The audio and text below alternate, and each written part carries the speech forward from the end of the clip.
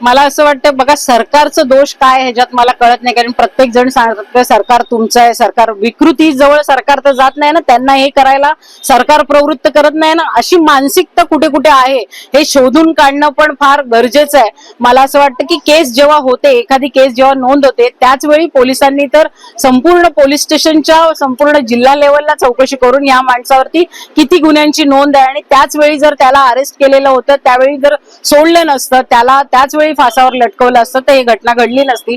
मला असं वाटतं विरोधक म्हणून जर विरोधकांची ही भूमिका असेल की सरकार काय करत नाही, तर ही बोलणं चुकीचं आहे. कारण हे समाजात घडलेला अन्याय जो आहे, तिथे मी जसं सांगितलं की जातीय चष्म्यातनं बघू नका म्हणून, जात भेद विसरून, पक्षपात विसरून सगळ्यांनी एकत्र येऊन अशा विकृतीला ठेचण्यासाठी आपण सगळे एक झालं पाहिजे. तिथे कुठे सत्ताधारी आणि विरोधक ही भूमिका नसली पाहिजे.